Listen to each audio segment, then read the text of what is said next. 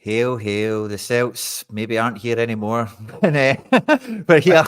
We've got like 9 days left of the transfer window. And yeah, we're definitely thinking and worried about who is here, who's not here, who might be coming here. We're here for the Sorare CSC. I am Quinny and I'm joined as ever by McBrideAce. McBride, hail, hail. Good to see you.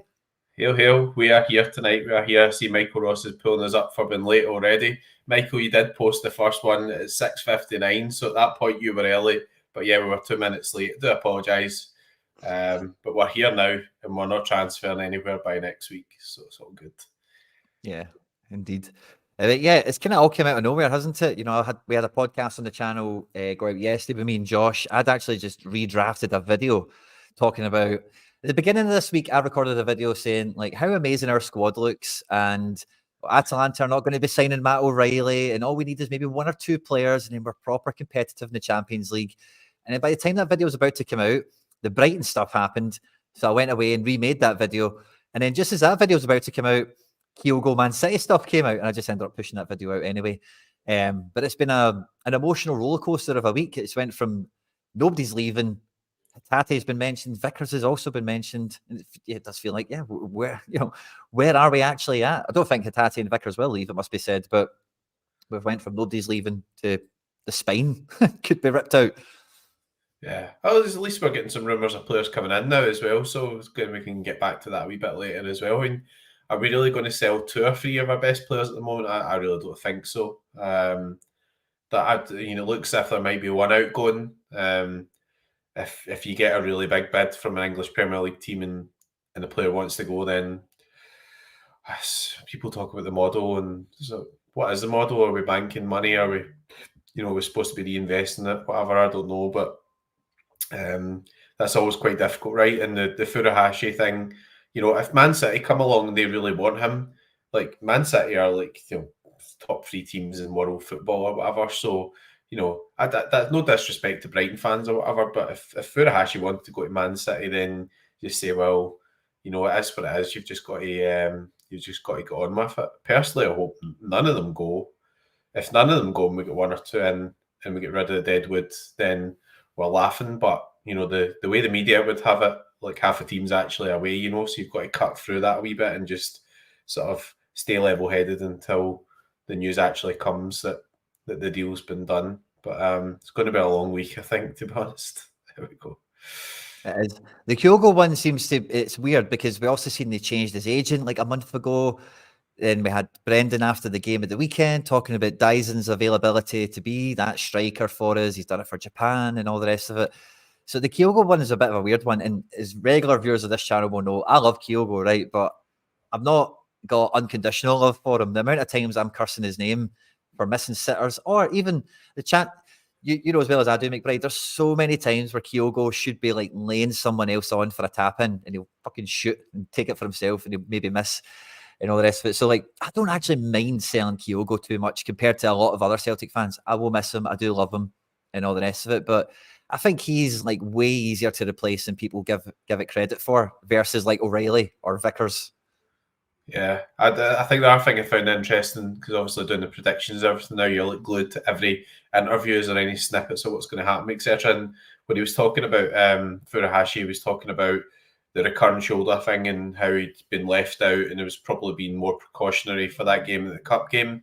And then he kind of said something along the lines of, really he should have went for an operation, but only the player can make that decision. But he worded it in a way as if, it sounded to me, the way he was saying it was as if Celtic would have liked him to go and have an operation and sort that out, but he didn't want to go for the operation. It was a wee bit like that. And when you got players that are going on to like 29 and 30 and then somebody comes along and says there's 15 or there's 20 million or whatever, well, that just doesn't really make much business sense not to sell. The only problem is we're now 22nd August. We've got Champions League draw next week. I can't wait for the Champions League draw. But I want to be sitting watching the Champions League draw thinking we're in a better position here. I don't want to be sitting watching it going, who's going to play in midfield? Have we got any forwards? That type of stuff. Same as all fans. So yeah, what I see strengthen. We've been linked with some good names as well. So if we could get 1 or 2 of those in, strengthen some positions, get some French players out, then we might still be in a good position. But you would like to think that the very most one of those first team players would be sold. But if it's any more than that, then it's just, I don't know. I don't know what to say about that. What do you think? I think all the outgoings really do level us down, because it is hard to imagine we get just as good, like from day one, just as good replacements, that could come in straight away, take the jersey, go into the team, and you barely notice anyone's left. Yeah. We might get somebody that's eventually better, kind of like O'Reilly was when Rogic was on his way out.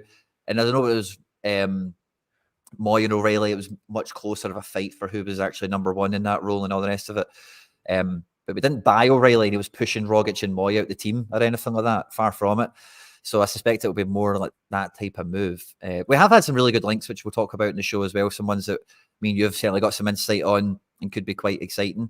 But for me, all the outgoings, any of them weaken us dramatically, because it's not just the player and all the rest of it, but it is like the synergy, the cohesion that the team has now, that a lot of them have been playing together now for 3 or 4 seasons, and there's a great rhythm and a great tempo that brings, really, no matter who the manager is, as long as the style of football is appropriate. That, again, a new guy coming in isn't going to be able to pick up those reins as easily, immediately. It's just impossible. Yeah, players take time to settle in. I mean, look at Nicholas Kuhn at the moment. He's playing really, really well. Looks like one of the standout players in the team. And if you'd have watched him from January onwards, a lot of Celtic fans have been saying he was a terrible piece of recruitment. And you've seen flashes or glimpses of what he could do, but he never really properly did show that. And then he got a good pre-season under his belt and he scored some goals and he played against. That was the good thing about the big friendlies. Bad thing is, obviously, all the English teams seen how good some of our players were, but getting goals against those big teams or whatever seems to have spurred him on, giving them a bit of confidence and things. But so you could feasibly bring in somebody just now who's very good, just doesn't really settle in, and then by the time you settle in, you're out of the Champions League, all that sort of stuff. So it's just getting very late. I mean, the media would, I know we're on a media channel, to apologise, Celts are here. The media in general would have maybe 2 or 3 of our players away by next week, but I think that the reality is that it'll be much less than that. I see San Fran Celtic said if there's any player that wants gone, then you might need to sell them. Well, that's true. I mean, but if you look at Matt O'Reilly, for example, playing, looks very happy. He's still putting in really high performance levels. He looks like somebody who's kind of content to say, well, if big move comes, I'll take it. But if not, I'm quite happy here. I'm developing here. I'm winning trophies, Champions League coming up, all that type of stuff. And he's just a really good professional. So that's what you need. You don't need people throwing the toys out the pram, etc. And I don't think that either O'Reilly or Furuhashi are that type. But again, I think Man City is a different kettle of fish to Brighton. It doesn't mean we need to say, yes, we will sell them on, but you're talking about a different age profile, maybe be recurring injury, bit of a loss in form last season as well, wasn't really firing on all cylinders as well. So that all of that type of stuff is not really ideal if you get presented by a big bid. So I love Furuhashi, you see him in the background there. But if I'd have given the choice, I'd rather keep Matt O'Reilly at the moment. That's the honest answer. Because Matt O'Reilly, we know he'll go at some point, but if you could use some of that money you've got and you could strengthen the forward areas, maybe bring in Matt O'Reilly's replacement, bring him in, bed him into the team. By the time Matt O'Reilly goes on his big move next year or whatever, you've actually got guys there who've settled in, know the system, know how to win things, bit of Champions League experience. That would be a really nice model, not just let's just stack up loads of money and look at our bank balance type model. So there we go. Yeah, it's a difficult one in that sense. I do think, again, we've mentioned it before on the channel, but Kyogo is like a Man City player in terms of style, like that arrowhead forward that's just going to be busy on the defenders off the ball. He only needs 3 touches a game to get 2 goals. So it does make sense to me, like how it would happen. It's not one of these moves where we've had some moves linked before for players. I don't see that. It just doesn't fit somehow. But I think that certainly could. There's a lot of Celtic fans that also think that it's maybe not Man City, and it could be just jangling the keys out there for anyone that might be interested. Like, oh, we'd accept 18 million, we'd accept 20 million if you wanted it. And maybe it's like mid-table Bundesliga or something like that ends up happening. But I think, I would take that kind of level of transfer fee for Kyogo right now and wish him all the best, because we've already seen at the weekend, and a lot of us would have known and suspected for a fair length of time. The ideal replacement for him stylistically is Dyson Maeda through the middle. Part of the problem that gives us, but is we're looking at Palman Yang on the left wing. So it's a tricky one between a rock and a hard place. If he did move on, what's the next move? I'd much rather see Maeda play through the middle, I must admit. I mean, like, he doesn't have much of a left foot, so when he does go down the left side, he looks uncomfortable there. He's got really good movement. He's got really good energy. He's got really good pressing. Like, a lot of those things. I mean, Furuhashi contributes to the pressing as well. The issue, I think, over the last year with Kyogo has been, how clinical it is. I mean, we know that he can score great goals and always score big goals in big games. So that's hard to replace that kind of ability to play in the big games and score great goals, like the one against Rangers at Parkhead, right into the top bag, But then it can be frustrating, be through goal and just completely missed, and then he'll be putting in the top bag from 25 yards or whatever. And everybody loves him. He's a likeable character, etc. But, it's one of those. When Andrew's here, you never get too close to the players because you realise that players move, and if you're going to be on this sort of that model or type of club, Celtic are a huge club, but turnover-wise, we're not a huge turnover type club. And then somebody comes in and starts offering 20, 30 million, which is 25% of your turnover. Then there's always temptation to take it. But there is big money in the Champions League this season. It's guaranteed. There's money for wins. There's, we're getting more money now because we're the only Scottish team in the Champions League. There's potentially more money depending on who qualifies this week because of different pots and all that type of stuff. So that's all good news. And it looks as if we're starting to make progress in getting guys out who are on the fringes and don't really look as if they're going to contribute anything, which, one or two out and then one in would be a good improvement as well there. And see, on that note, we've had, like you said, the news that Yuki Kobayashi has went to Portimonense in Portugal. And I was really happy at first. Sorare CSC here, obviously. And I'm thinking, oh, cool, there's a wee challenger defender we're going to get. But really? I don't know if anyone's noticed this. Yeah, but Portimonense are not in the top flight of Portuguese football. He's essentially went to the Portuguese Queen's Park, for you get relegated. Yeah. So, yeah, that's a weird move. People are talking about maybe doing a Jack Hendry on us and going to Portugal and doing all right and moving, but he's in the second tier of Portuguese football. So anyway, he's on his way out. It looks like Mikey Johnson might go to Burnley to replace Odobert, which would be big shoes to fill for him, and I'm sure he could do quite well again in the Championship. And I'm even seeing these Twitter accounts mentioning that with the wee waving symbols that maybe McCarthy might be finally let go. So we're bringing in transfer fees. We're getting a lot of wages off the books. Really, this is flexing muscle times, isn't it? Whether Kyogo and O'Reilly fees come in or not, we really are set up to go and splash a bit of cash and go bring some guys in, you'd think, just even with that stuff alone. Yeah, same thing in Sky. Sheffield United also interested in Michael Johnson as well. So I think once you get multiple Championship clubs in for him after he did well down there, because he did actually do pretty well for his West Brom, wasn't it? So, I think that we'll get a few million for him. There's a fee quoted of 5 million, and I just getting back to the sort of the Adamida thing and everything, the going rate sometimes a bit higher than we actually expect. 2-3 million for Lawal. Talk of 5 million for Michael Johnson as well. Lagerbielke, I think, sounds like he's quite advanced in terms of a loan to Heerenveen. So that'd be good, because I think that'd be, Dutch League's quite a good place for him to go.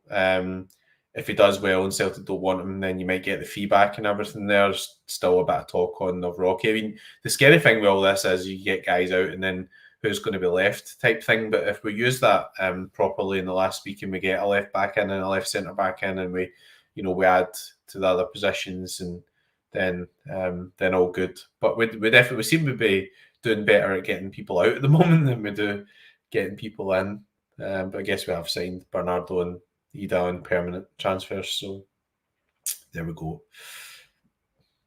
Yeah, and we're getting a lot of transfer links in the chat, certainly, to Austin Trusty, who is a name that we are rather familiar with from his time back at Colorado Rapids, certainly before moving to Arsenal, and then I don't know if he's been sold by Arsenal now or if they still own him or whatever, but this is a guy, my first thoughts on this straight away were he's not definitely better than Scales, and that's the sort of guy we should be buying, because it's kind of like the Rocky, it's like Shane Duffy, it's like Nat Phillips, it's like Lagerbielke all over again. It's a guy that could be pretty okay, but he isn't definitely better. And at the stage of the game we're at, like, we need guys that are going to, if you're going to put Scales out the team, put him out the team. You know, go and get a guy that is like better than him. You know.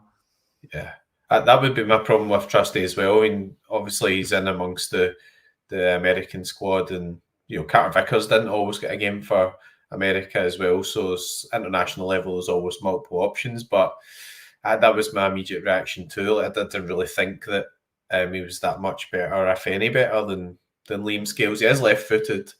I think he can play left back and he can play left centre back or in the back three. So I can see why that rumour might come out, if you know what I mean. But yeah, I don't know. I was really surprised when he signed for Arsenal. I think everybody was shocked when he signed for Arsenal. He did play pretty well in the MLS. I remember on Sorare he was scoring very well at one point, but everybody was pretty surprised that Arsenal had picked him up. So they must have seen something in him, but he hasn't really been a success. I guess that might have come from the fact that Michael Johnson was linked there and, put two and two together and make five type thing, we need defenders. So let's see. The one I seen that I really liked was on Windell. Obviously, left wing back, pretty good left foot, likes to get forward, etc. Did play a wee bit of in a back three for Antwerp as well. So, maybe a wee bit more versatile in that position as well. So I don't know if he would come in and play left centre back, but definitely a high class type player who's, I thought he would have done a lot better, to be honest, especially after going to Ajax, etc. Ajax are a mess. So there we go. There's a really good example of a team who've sold lots of players for high fees and they're just a complete and utter mess due to bad recruitment, changing managers all the time, whatever. And they want guys like that out, which you just think, well, that's a bit baffling. But obviously the guy who's come in wants his own players. But he would be, if we got him, I would be really excited about that, because I think he would be a different type of player to Greg Taylor, and also I think got a lot of quality on that side. Yeah, Owen Windell would definitely be an exciting one for me. I think he's definitely someone that would push Taylor, could put him out the team. It's like a definite situation, though. I think I was kind of talking about this the other day in a video, but we all love Taylor. We've all seen how great he's done over the last couple of years. But see the first couple of games of this year, he might be getting better. And part of the worry is Taylor has never really proved it at Champions League level for us. And even though he seems to be getting better year on year, if we were to start Champions League with him, it is the first worry we're all going to have. And if he does get caught wrong side of the ball once or twice or something, everyone's going to point the finger at why we didn't upgrade that. So I think it's negligent if we don't go and get a Windell type, someone that actually could be like our first choice left back, because the transfer policy for that position at this stage of the game, to say that phrase again, has to be Champions League level guy coming in. That's what is needed there. It's not like Bernardo. It's not like some of these other moves that we've made, but or we might make like an Engels or an Alvin Sanchez, these guys, but it's like maybe they can get up to grade. It needs to be for left back and centre back for me. Left centre back, left back. The guys need to be a cut above. It needs to be known what we're getting. Yeah, I agree with that, because there's no harm in Liam Scales. I think a lot of people get on his back. I know why they get on his back. His form can be inconsistent, etc. But really, he would be a really good squad player. Somebody who is going to come in, can play a bit of left back really if needed. That he's capable of doing a job in Scotland at centre half, but is he really Champions League level? That's the type of thing we're looking at. And you bring in somebody who's giving him competition or forcing him out of the team, then all of a sudden, if there's an issue with that person, you've got Liam Scales to come in and he signed a contract, he loves being at the club, all that type of stuff. And also, if you bring somebody in that provides a bit of competition, sometimes it can actually improve players as well. Greg Taylor's got a really brilliant attitude, and the main issue there is we just don't have any cover for him. There's no viable cover. As you say, Liam Scales could play left back, but we're not 100% happy with Liam Scales playing left centre back. So why would you move him out to left back? That's an area where Celtic like to get forward, and you need stuff like delivery, and Greg Taylor plays in the inverted position. Liam Scales can't do any of that stuff. That would only be a backup cover option, not an actual ideal scenario type option where you're having to play loads of games, Tuesday, Wednesday, Saturday, Sunday, and then again, all that type of stuff. So, Quinny's exhausted. My battery's died. Your battery's died. Anyway, we'll talk about Liam Scales. I think left back, we really ought to be trying to improve on those positions. Owen Windell would be a great addition. Austin Trusty, I think, would give us another squad player in there. Maybe having a left centre back in there would be good from a cover point of view. But I don't know if he would come in straight away and just force Liam Scales out the team or whatever. I'm really not too sure about that. So yeah, there's lots of links and everything, and who we end up signing. Obviously, you don't know, but there we go. Bogusz is a guy who we really know. We can come on to Bogusz, no problem. I was going to put up the squad kind of depth that we've got now after the. Are they okay now? Yeah, have you recovered? Yeah. I swapped the batteries out. Dies in my Ada style, as quick as you like. Recovered already. But yeah, Bogusz is a player that we've been familiar with for a wee while. Since I think even when he was at Ibiza, he was killing it. For some people, but the move to LA has been a hugely successful one, but no stretch of the imagination there. And one of the things about this Bogusz guy is as soon as I seen where we're linked to him, I know he plays primarily off the front line, but this for me is Matt O'Reilly replacement. A guy that loves to shoot, loves to bang, has the versatility across the front line, and like is a good teammate as well. There's a lot of flair, kind of greedy players, as it were, in LAFC, and like this guy's just full of goals and assists at every turn. LA are a very dominant team, which is just like us. You know, they get a lot of possession. They're the favourites for most matches. And, you know, hardcore centre mid, actual centre forward, punches and bunches, you know, goals, assists. The guy does it all, really, you know. And with Ida being in the building, I don't see him jostling with Ida to be like the big centre forward that we're going to have. It feels much more like a guy that's going to come in for O'Reilly, for me. Yeah. I think I don't know if he's actually played much in the wide positions because he's more been playing like in the centre and been playing more as a sort of false nine or up front. But I do think he can play sort of maybe wide left, etc. as well. Maybe, you know, in any positions in the forward. He seems quite versatile, you know. So if he's playing like maybe wide right or wide left or whatever, that's an interesting one as well, you know. Yeah, I think you would assume that that Nicholas Kuhn would stay on the right hand side, but maybe Bogusz could play off the left. I don't know. So you see there, I mean, it's been saying striker, but he's effectively been playing in a front three, which is what Celtic play with. So it's not really a wide front three, but because you know what Denny Bouanga's like as well. He's a guy that likes to get on the ball and drop into pockets. And then Kai Kamara, who's on this screen for most of these matches, he's like a penalty box finisher. So these guys are like nipping in and, you know, getting the ball from midfield and then overlapping each other and that kind of thing. And that just feels like O'Reilly to me. Yeah, and I think he takes like set pieces and things as well. So it shows he's got good delivery, which is interesting, you know. So he's not just a guy who is going to play up top or whatever and not contribute. Hopefully, he could be a replacement because if O'Reilly went, then we're losing like set piece delivery, we're losing penalty composure, all that type of stuff that we were searching for after we missed about 1 million penalties after not getting any for ages. So yeah, I mean, I think he'd be a really exciting sign. He's a good age. I think the price bracket's pretty interesting as well because, you know, if you go and you look to get somebody like that, maybe from a European team, then you're talking maybe 13, 14, 15 million. Maybe people don't rate the MLS as much, but he's a good player. You know, you can see he's a good player. So, you know, 5, 6, 7 million, I think would be really good value for money, and easily a guy who you could think maybe we'll turn him into a 15, 20 million type player. He used to play with Leeds, on it was Leeds when he was youth or younger. So he's been in the UK before, etc. as well. Ian saying playing for MLS gives a fear. Well, yeah, but I mean, there's a lot of good players in MLS. I mean, like players like Ryan Gold, who does very well there, and you know, also did very well in Portugal, etc., which is probably a higher regarded league, or is a higher regarded league than Scotland. There's loads of good players in the MLS. It's not just what's that? Alistair Johnson.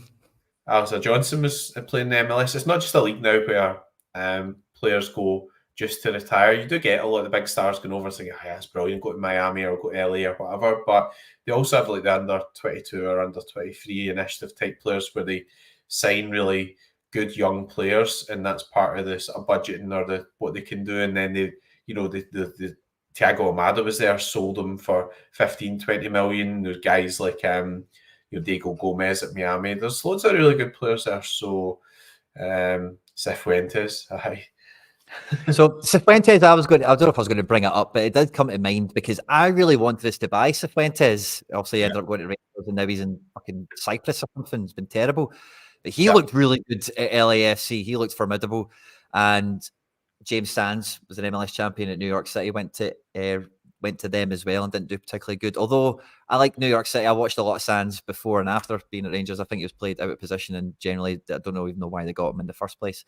So I wouldn't let that stuff really poison the water here, because like you say, Europeans in the early 20s that go to MLS, like there's a lot of really high caliber guys over there. And the thing about MLS is really it is like an exhibition league.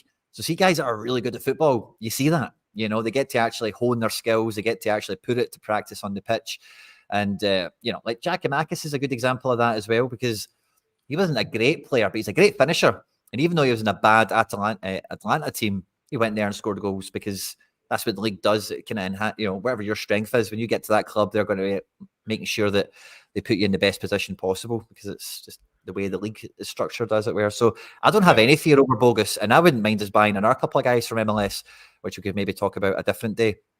Maybe he could come into the front line for some rotation and all the rest of it, but I think we would probably need to see somebody like Yang leave or something like that before I would think he's an actual wing option, rather than just maybe some light cover in a doomsday scenario. Yeah. What if Maeda went central though? I mean, if there was an issue with Furuhashi, either he's injured or there's some sort of transfer, then you've seen in the game at the weekend that Maeda's quite capable of playing through there. But the issue is that when you take him out there, well, obviously Palmer's injured just now and there's lost form, so we're sort of struggling then for options if you want to use Maeda there. So if you get guys like that and you give yourself different options, then that's a good position to be in. Obviously, James Forrest can fill in certain games, but when you're getting into like the Champions League games, etc., you really probably want to have like James Forrest maybe doing a job in some cup games or some domestic games, or coming on for the last 20-30 minutes to rest fresh legs, that type of thing. We don't really want to be sort of starting with James Forrest, if you know what I mean. At this stage, we want to try and improve. So, and he's done very well, James Forrest. I'm a bit harsh on him, but we want to go and spend some money and improve the team now. And we're playing really well at the moment. That's the frustration with all the rumours. We're playing really well. Football's great to watch. Brought in a good goalkeeper. It seems a good point to sort of put the foot down a wee bit and just start accelerating, and then you all this stuff out about how everybody's all leaving, etc. So, yeah, I seen something somewhere. I can't remember who tweeted it or what the story was, but someone was saying that apparently we will be buying Bogusz regardless of what happens with O'Reilly, and this is maybe before the Kyogo stuff happened. And that's what kind of made me excited at the beginning of this week. If Atalanta weren't going to be taking O'Reilly from us, and Kyogo didn't have any rumours at that point, if you got a guy or two in like Bogusz and Wijndal, wow, really puts us on the map, I think, for having a really good shot at Europe and really, lifting the level of the average transfer. Because the thing I was upset with Adam Ida is how much money it costs, and the fear that extra Ida money is coming out of the left back budget or the other budgets or whatever. But Bogusz is going to be not far off the same value. If we did get somebody like Wijndal, it will be a commensurate kind of value again as well. And that kind of recruitment is exciting to me.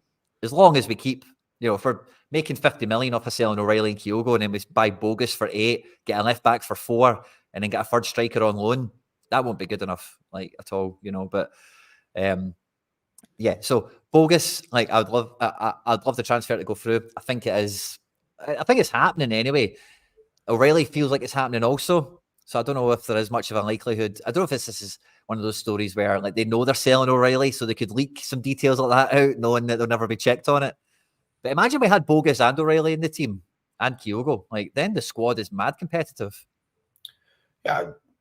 So again, no disrespect to Brighton, but obviously if if O'Reilly gets that chance, then it's the English Premier League. His terms and conditions improve.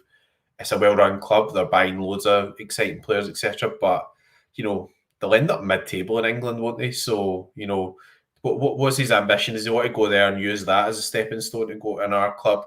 Or does he want to wait and just say, well, I'll go to, if Atletico Madrid come along again, I could go to them, I could go to Atalanta, I could go to other leagues. So you don't know what his priority is, and you don't know what Celtic are going to do. I mean, the report was that Brighton had offered an amount that was the Scottish transfer record. Well, who cares? That doesn't mean that that's Celtic's valuation of Matt O'Reilly. Celtic's valuation of Matt O'Reilly might be more than 30 million, and you've seen Brighton spend 40 million on Jorginho Rutter. So if I was Celtic and they come in and said, oh yeah, we'll break this Scottish transfer, I was, oh, you paid 40 million for him, and he's actually, he's a good player, but this guy's a good player, so we'll just wait for 35 or 40 million. So we start getting £5 million for Michael Johnson and £3 million for Boston Lawal, and you start moving out guys on loan, get their wages covered, etc. You create some room to be able to buy a Bogusz for 6-7 million without having to worry about it too much. If you said just now, like you would do a trade and Michael Johnson would go over there and you get Bogusz for 2 million, everybody would be biting your hands off at that. So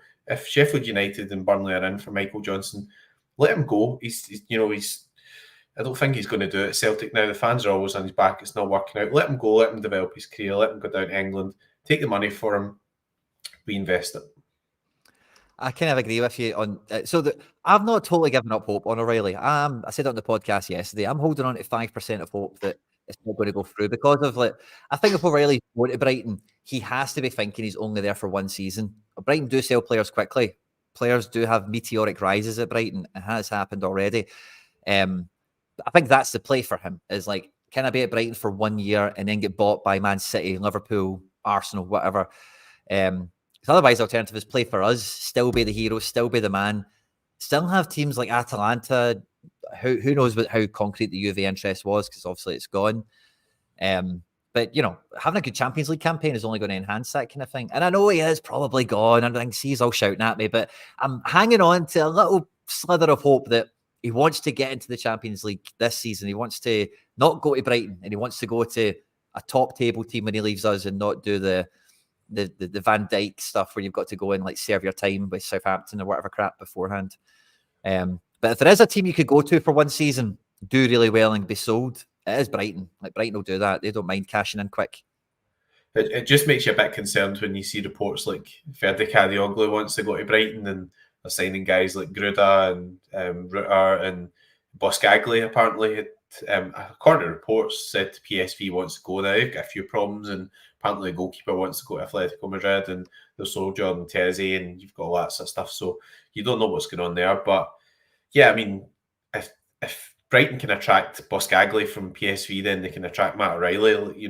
That's what it is. You can't rule it out. You can't say that he's not going to want to go there. He might want to go there, but he might not. So everybody's making assumptions. First and foremost, Brighton have got to get to the stage where Celtic accept the bid, and then obviously they've got to do the business with him and sell the project to him. Now they've got a really good project. They sell really well. They're really well-run club. So, if they get past Celtic, then I think he may well go. I don't know. Is that the best thing for him? I don't know. People seem to think that if you move and you get more money, that's the best thing for that player. But people reject moves to Saudi Arabia and everything all the time. So guys that just want to stay and play in La Liga, don't want to go for the money, etc.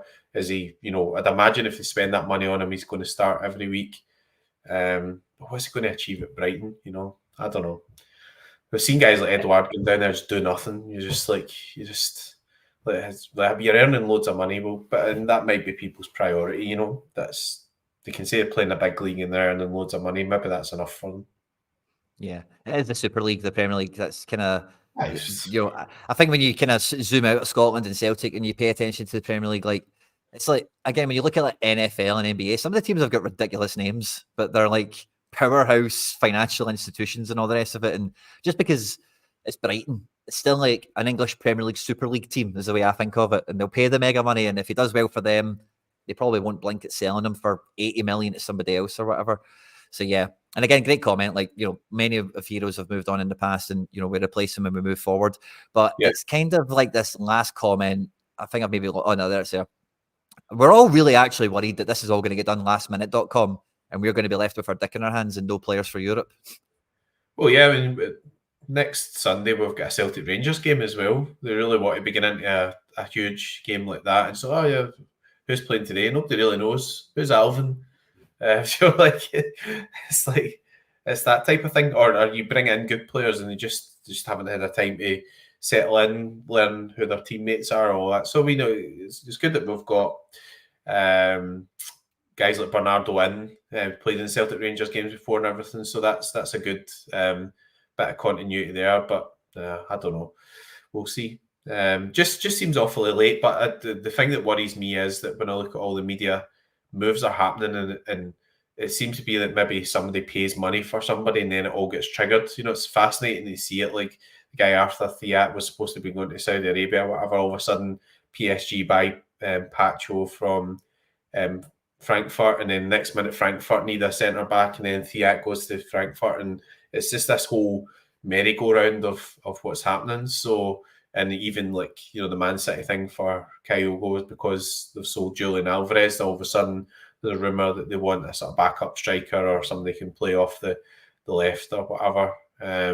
So it is difficult. The English Premier League teams come with the money in that type of league, then I'd imagine it's quite hard for players to turn them down. The only scenario I see O'Reilly leaving next week is a scenario where Celtic hold it off until they make sure they get a replacement in. Because I don't think Celtic will hold off for replacements. We're not that stern, like other teams have been. Like we're hearing like Brighton want to wait for O'Reilly before they let Gilmore go, and we hear stuff like that from lots of other clubs. We're not doing that. If the deal's getting done, he's leaving, and then we'll deal with it in the morning, after we've had a good night's sleep and people have had 2 weeks off, and then he's only got like No, I know that's what they'll do. They'll go, well done, guys. Everyone take 2 weeks off and come back, and then they'll come back and go, oh, the window's closed. Oh, crap. But we need to be better than that. That's just that for me is unprofessional. Like, it's just unprofessional. Like, how can you hire Brendan Rodgers, go through, put out all these videos about, Paradise is great and everything, and just sell somebody and say, well, we're in the Champions League, but we're going to get gubbed again. We don't care, actually, because we've got 50 million for that and we've got loads of money and stuff. So Brendan Rodgers is not going to accept that.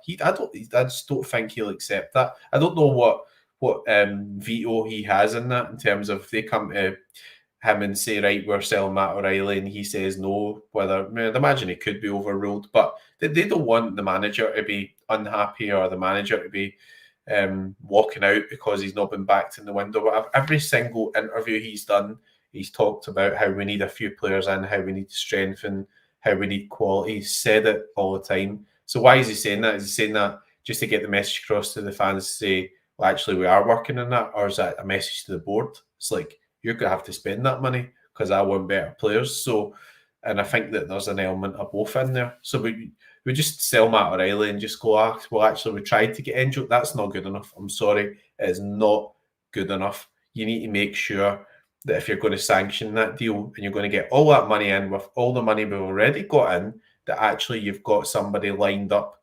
that you can pull through a deal on. Because then you go to get somebody and that guy says, no, I don't want to come. And then you're like, oh, what we're going to do now? We've sold our best player. That's not how a Champions League club behaves. Sorry. It just isn't. Like, you need to make sure you've got something lined up. So I'm with you. We're getting a bit of chat about Kyogo's shoulder. And I do kind of echo this. Like, I don't think the injury is going to hold him back. To be honest with you, like, I don't think, since people are saying as well, he's had it since Vissel Kobe, but I remember when he got the shoulder injury here, and I don't think since that point forward he's been, firing on all cylinders. He's definitely been 100%, but he's never quite been. You can tell he's obviously worried to fall over and stuff like that. It is like a bad fall can knock it out, Yeah. But I don't think, I don't think it will be. I don't think it would put Man City off because they're not going to play him 70 games a season. They're going to give him the last 20 minutes of a lot of matches. He's going to play the third round of the League Cup against Fleetwood. He's going to play bottom of the table after a Champions League night. That's what his job's going to be, and they'll probably fancy their chances of keeping him in one piece for a year or two.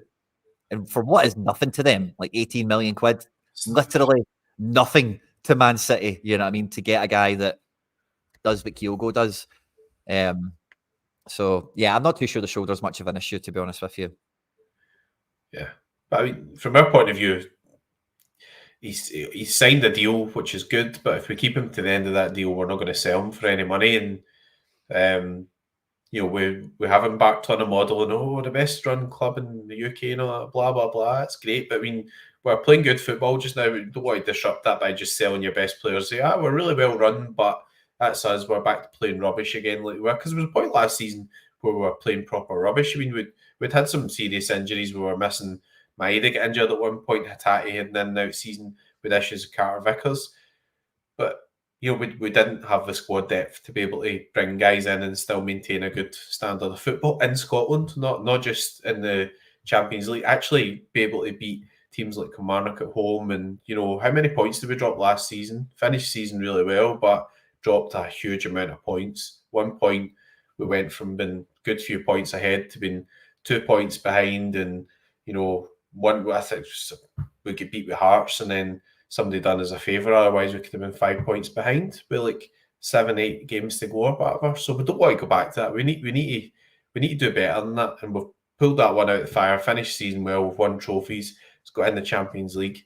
But we should be able to win some games in the Champions League and get that sort of £3 million per game in prize money or whatever. Like that's what we should be aiming at. We should be saying, why don't we just sign this guy Bogusz and keep these other guys, win a few games, get 10 million in for that, let people move on next season or whatever. I don't know. Matt O'Reilly might be away, but see if somebody just sat down and said, look, we're not selling you this season, but if you stay this season, we'll give you an assurance that when the move comes, we'll let you go. We're not in a position to sell you just now because of the squad, etc. We're playing well. Will you stay? I think he would do that, no problem. Unless somebody like Atletico Madrid comes back in or whatever and he says, well, I really want to go to Madrid. But is Brighton really in that category? I don't know. Maybe they are. Maybe that's just football now. But I don't think so. And I've been saying this on the channel a fair amount of times. I think we've had the Odyssey guys on as well. But like, for us to really fulfill this model that we're talking about, we do need to sell players directly to the top table, which the Kyogo move would certainly be. Yeah. And I wouldn't have minded O'Reilly going to Atalanta or Juve on that basis, because then it gives us proof of concept to say, like, it's not just Southampton you might go to, but you could actually maybe go to the Serie A, one of the top teams in the Champions League, they won the Europa League, or you could go to Man City, and I think we made a big mistake. Some of the fans in the live chat with us today might remember this, but when we had Fraser Foster, we had a big money move bid from Atletico Madrid, and we were faced with an ultimatum of playing Fraser Foster against Reykjavik or selling him to Atletico Madrid, because back then, if he played for us in the Champions League qualifier against Reykjavik, he wouldn't have been able to play Champions League group stages for Atletico Madrid or whatever. We obviously, the strategy with us is qualify for the Champions League and then sell the guys. So we do that, and then obviously we end up selling them to Southampton later on. But I think if you sell Fraser Foster to Atletico Madrid, if you sell Matt O'Reilly to Atalanta or Juventus, you sell Man City to Kyogo, that's when a lot of things change overnight. And a lot of times you can then get an extra 20 million for a move. And rather than going to Southampton, Van Dijk goes to Liverpool, and that kind of helps bring this model together. Because just selling to Brighton and Crystal Palace and whatever, like, yeah, they've got buck tons of money, but they don't spend all of it in one player, or they're not going to spend it all on one of our players, certainly, anyway. So you're kind of, you're trying to get into a game, you're trying to get into that trading stuff, but you're keeping the kid gloves on, or you're keeping the stabilizers on the bike, or however you want to think of it, until you start selling players to the top, Yeah, I suppose we did sell Frimpong to Leverkusen, but at that point, Leverkusen weren't really the top in Germany, were we? Because we were Bayern Munich and Dortmund, etc. Then Leverkusen really just have went stratospheric and absolutely brilliant. But again, it's a good example of how we can buy players and then sell them on to top leagues, and players can go on and have really good careers. When you look at the amount of trophies that guy's won, and he was outrageous for Leverkusen last season, as were Leverkusen themselves. They were absolutely brilliant. So there we go. So I think there is some proof there. But I think at the moment, it's about maximising the fees when you do sell the players. The problem with Atalanta is Atalanta are kind of what's regarded as a well-run club. In other words, they don't want to pay top dollar for players. They want to sell Coop Miners. Italian Brighton, aren't they? Yeah, they want to sell Coop Miners for 60 million, but then they want to bring in two guys at 20 million each. They don't want to spend 30 or 40 million in Matt O'Reilly because they want to get what they regard as some value for money, and they know that. Then they might be able to sell those guys on for 40, 50 million. I think they even turned down 50 million for Ederson. Yeah.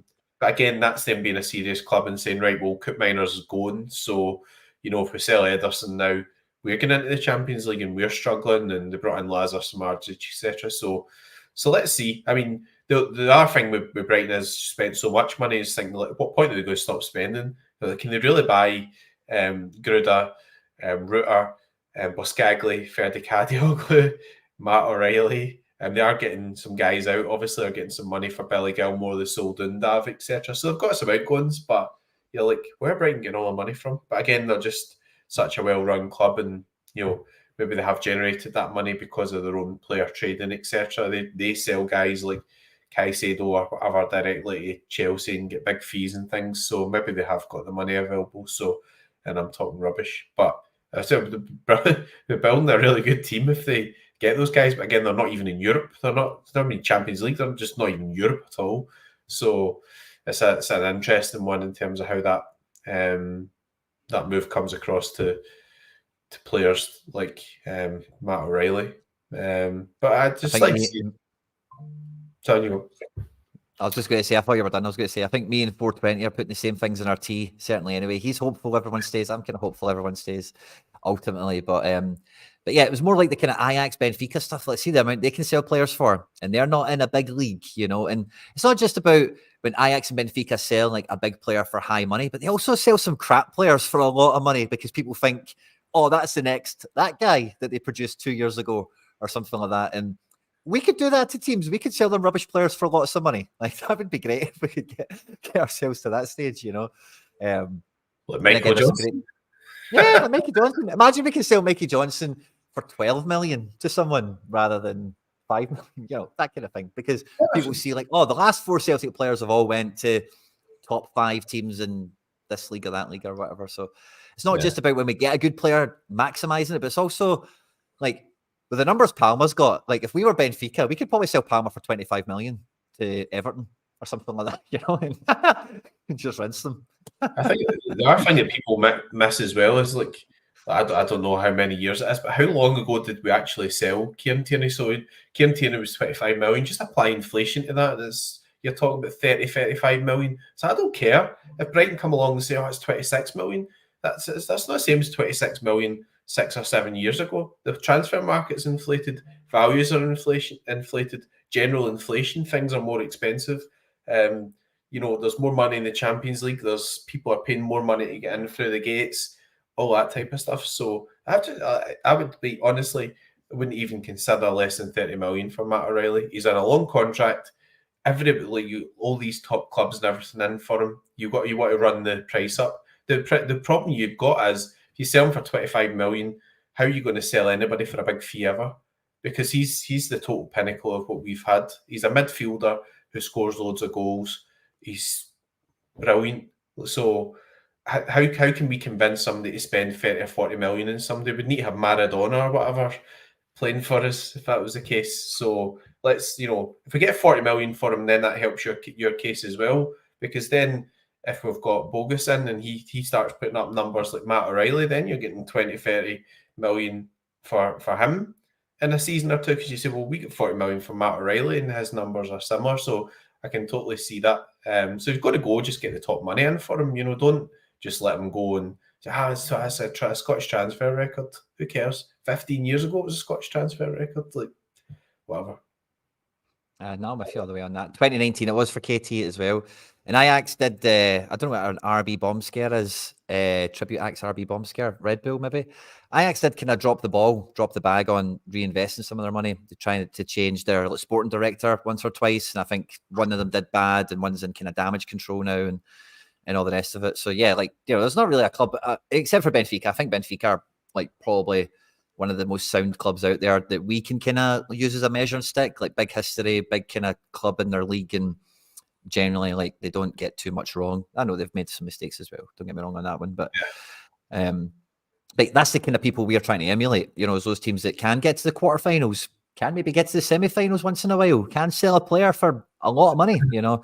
That's the game we're trying to play, certainly. A lot of the questions that are coming in, McBride, is about the weekend, because we're all kind of thinking, are we going to see O'Reilly again in a Celtic shirt? Is he going to play this weekend? Like, it's Thursday night, and these things can happen at the drop of a hat, you know? Yeah.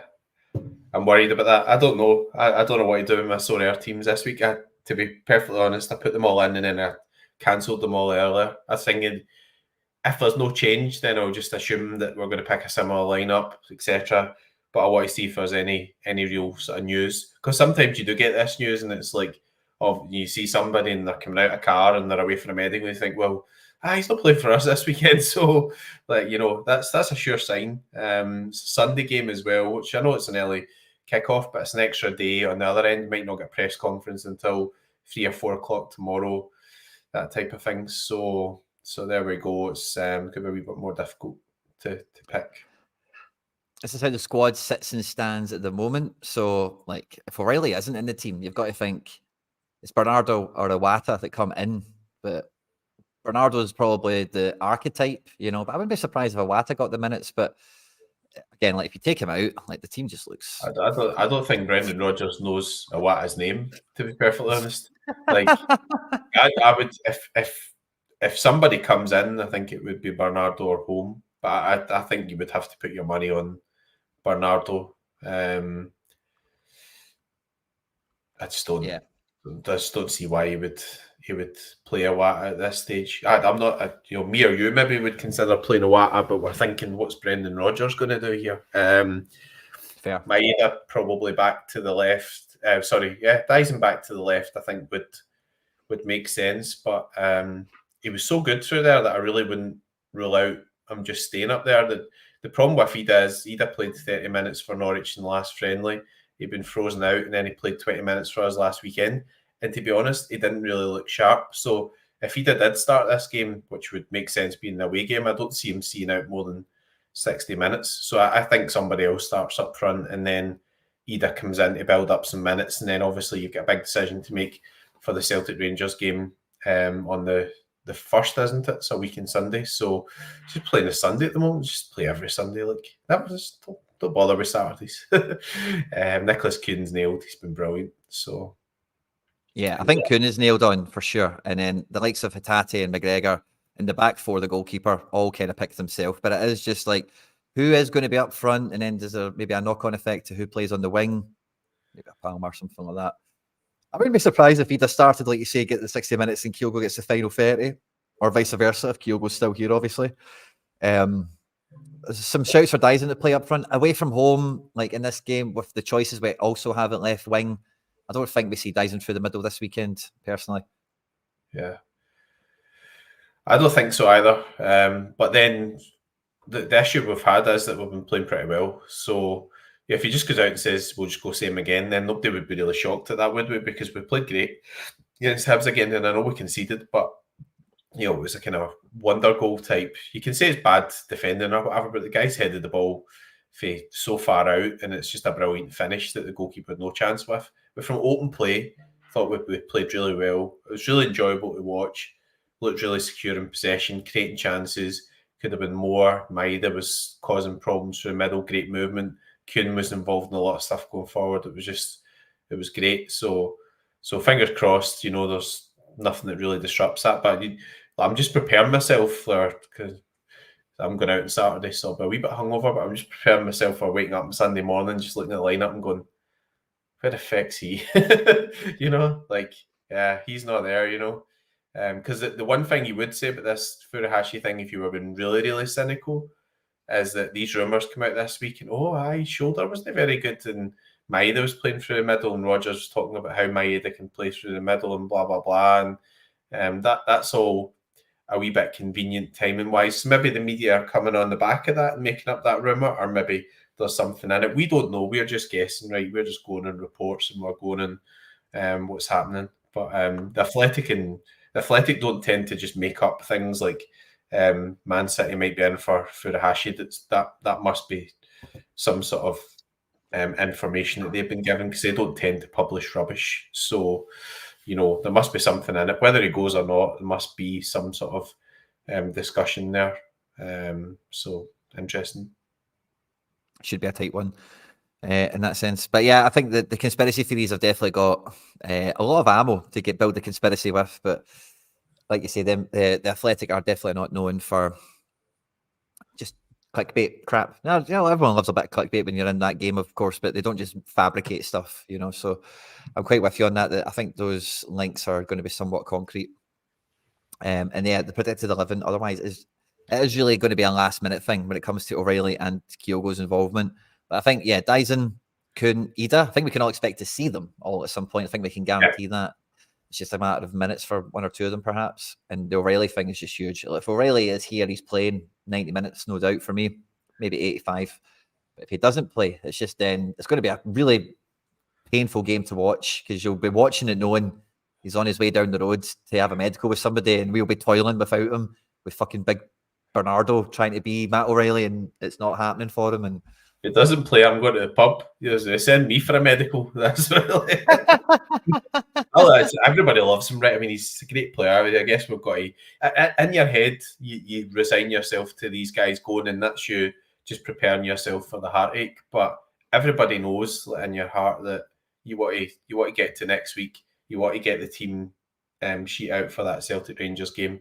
You want to see them in the team sheet. That's what you want to see. Don't want to see them at Brighton or who cares? Feck your terms and conditions. I don't care about his terms and conditions. I want to see Celtic playing good football. I want to be dying to get a Champions League package ticket and going on a Tuesday or a Wednesday night having a few pints and watching us playing great football in the Champions League. I don't care about Brighton. So I don't care about Man City or whatever. They can do what they want. So, and the thing is, the likes of those teams, if they really want somebody now, obviously it's easier for them because they've got a big pool. But it's the last week, right? So, if we were in that position and we just sold Julian Alvarez, that would be a nice position to be in. What we were saying about it, it's going, we need a player in and stuff. But they've got guys there. I guess they brought Savio over and they did, Oscar Bob broke his foot or whatever. So they thought they were sorted and then the guys get injured. So that changes things. So that's fair enough. It's not like Man City are badly run, but they're in a position where they need to try and bring somebody in within a week as well. And that's the nature of the window. So I think you'll see a lot of activity this week. We're going to have to fade some activity if that's a heart failure or no. The results of your medical are back already. Really what I think about Sunday morning, charity day and Saturday. So yeah, that'll be an emotional lineup coming out. Unless there's news beforehand. I mean, obviously, if there's some sort of news, if Rodgers comes out at press conference tomorrow at 4:00 and says, Matt Riley's not going to play this weekend because he's been given permission to speak to Brighton. Well, we know what's going to come on Sunday then, but if there's no news, then everybody's going to be guessing and going on all the different reports, which is more difficult. So, if there's a lot of no Shanklins in the live chat now. There's somebody last year, I forget if his name's Murray or Watson, you guys will be able to tell me, but someone was called the Ginger Maeda last year. And if we were to get someone from within the league for a striker, that's probably who I would get. We'd probably get him a lot cheaper as well than Shanklin, but even someone that resembles the play style we've got. Shanklin for me is a no-go. Just end the screen. Just turn it off, Quinny. Just tell everybody that we're away to watch Kilmarnock highlights or whatever. We don't even want to talk about that, honestly. Just moved today. No. Just no. Definitely not. I wouldn't sign Shanklin. I mean, we could have signed Majowski or whatever, well done to Aberdeen again for getting that fee. We could have said he's a talented player. There are talented players in Scotland, but there's players out there. I mean, but nobody'd heard of Matt O'Reilly before he came to Celtic, realistically. Nobody'd heard of him. Nobody in England heard of him. Nobody'd heard of him. So, maybe in a year or two's time, everybody's talking about Paulo Bernardo. I think he'll be good. I'm just going to put my neck in the eye. I think he'll be good. But, we need to see what happens. But we need to bring players in. There's obvious gaps there. There's money to spend. We want to have an assault at the Champions League here. We can't be going into that and just, it's the last week and it was Man City. So, with no striker. But, it's £3.80 for a Diet Coke. We're not taking excuses, are we? I think Celtic fans are quite united on this. That we are not taking any of your pish, Celtic. We're not taking it. We're not accepting it. Quinny, I made a stand. Me and Quinny and Ian went to the first game of the season on the list, got some hospitality, couldn't wait to get it. I got the email about the Celtic Rangers game, just went, nah, I'm not doing it. I'm not doing it. I've not bought the away top. I've not bought their fancy army looking third top or whatever yet. If we spend money next week, I'll keep spending my money, but I'm not keeping constantly spending money on stuff if the board are not going to release money for players. It's as simple as that. Celtic fit, and there's huge demand. There's a waiting list. Champions League games will all sell out and everything, but you're going to get to the stage where people are just going to make a stand and say, no, I'm not doing it. I'm not spending any more money. I'm not buying a Coke at £3.80. I'm just going to go in and we're just waiting. I'll get a Coke quick. But that type of stuff, and that affects the goodwill and the revenue and everything of the business, as you would call it, as well, because they want people to be going saying, "Oh, I'll go and buy that yellow Norwich top and put Ida in the back of it," and that's brilliant. This kid on, he's still at Norwich. It looks like a Norwich top. It was even in the store. We had to sign them back. There's an Ida 9 in the store, so obviously they were trying to get him back. But I've not bought that yet. But if we buy some players next week and we don't sell our best players, I think I will buy it. But I think that's a reasonable stance to take. Everybody supports the team. Everybody's desperate for us to do well. But why would we spend all our money all the time if they won't spend any money on players? Fair dues, I think. I'm with you all the way on that. And when it comes to spending all your money, I've got some teams. I know you like keeping your teams close to your chest, McBride, in case there's any other whales out here watching. That's all right. I don't know who to pick this week anyway, so it's fine. You're putting all your big blues and blacks this weekend. But I've got those big dilemmas with O'Reilly. I'm not playing any Kyogos, I don't think. So I think this week it's all about double defence and then trying to get Hatate in somewhere and probably trying to get a Maeda and a Kun in somewhere. It's really hard, but I've still got the two O'Reillys sitting there. I don't know if I can bring myself to take them out. Well, I did pick him, and then I just deleted the teams, and I thought, I'm just, he's going in. Unless there's news he's away, I'm playing him. That's how good he is. But you've got to, because as soon as you pick him, you just pick captain, right? That's yeah.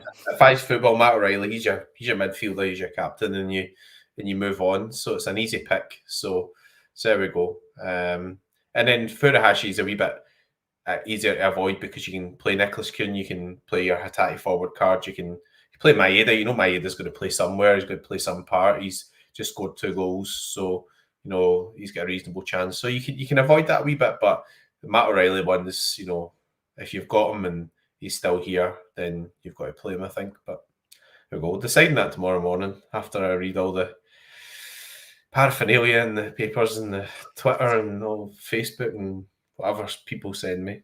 So, and sadly, I've got my Ross Laidlaw. They're playing Rangers this weekend, so my goalkeeper is probably not going to keep a clean sheet. Maybe he does, but I doubt it. So we have a throwaway team with this little Basel collection I've got with Ajeti and Shaqiri playing together back there. I should be ripping it. So I play them with Dyson Maeda. Let's hope Laidlaw does something. Try and win some money with that team. Ajeti's been playing really well. I mean, he's on pretty good form now. Even when he's not been scoring, he's been involved in goals, which is pretty interesting as well. Rangers against Ross County. I mean, everybody's assuming that's a good fixture, but if you watched any games recently, like I don't know, you watched that game at Hampden, that one in the Champions League qualifiers. I wouldn't be making any assumptions, but there we go. That's hope Laidlaw's the hero then. I'm just putting it out there. I mean, you would think, but might not be. Stranger things have happened. And McBride, we never finished the show without doing a score prediction for the weekend. We've tried our best to do some sort of predicted 11, but we're quite far away from it. I know that all the other Celtic channels love cheating and love doing their predicted 11 like the night before the game when they've probably been told what the team is by somebody. But not us here at the Celtic Star here. We love to forecast as far into the future as we can. So we're here on a Thursday night. We do our best with the predicted 11s on this show, but we always do finish with a little score prediction. And me and you have been wrestling between the 3s and the 4-0s over the first couple of matches, and I don't think we've quite nailed it down yet. What's your score prediction for the weekend? I thought I definitely said that Hibs would score, didn't I? I think I did. I can't remember where I said 3-1, but I think I did say that Hibs would score. Against St Mirren, they've played a lot of games so far, obviously in Europe and everything as well. I think although it's quite a tough game there, I think St Mirren are going a wee bit backwards, so lost some guys there. think the goalkeeper's been a good signing, but I think they look a bit shaky. So I'm going to go 4-0 Celtic. 4-0. See, I didn't really think about St Mirren's commitments to midweek football really playing a part in this, but you really did see it a first game of the season against Kilmarnock. Like, they were done on arrival, man. Like, they were cooked, so you could definitely see the same thing happen with St Mirren, who, especially away, that's normally like one of our tougher opponents, like somebody that you really need to have a strong team out, not make any mistakes. But yeah, we might find them at a bit of a soft spot. What did you say? 4-0? I'm going to go 4-0. I'm going to go 4-0 as well. The way we're playing really good football. Something happens, a big player comes out, then that can be derailed a wee bit. But we've got a lot of guys who are playing really well just now. It looks like the team's functioning really well. And a lot of the games I've watched, and even we scored 3 goals against Hibs, you thought this is a free, but could have been a 5 or a 6. So I think we'll hopefully put a few away in Paisley. I'm going for 5-0. I've changed my mind. In case it's somebody's last game and it just takes the ante up a level for all the players, So I'm going to go for 5. I think it's going to be a big one this weekend. Get Mark Patrick on to say 7-0. Get him on. Just get him on. Just get him hooked on the cam. 7-0. Somebody's going to take a bashing. Somebody is going to take a bashing. No, let's hope it's St Mirren at the weekend. If any of you are going to the game, we'll hope you have a lot of fun. Of course, don't forget to travel safe. And me, McBrideAce, will be back for the show next week. Don't forget to subscribe to the channel because we've got podcasts and videos coming out all the time now that we're into the season proper. McBride, it's been an absolute pleasure, mate. Hail, hail, everyone. Enjoy the rest of the window. We'll be back. I think we'll be doing some sort of deadline show as well. So, yeah, fingers crossed, and we'll catch you for that as well, everyone.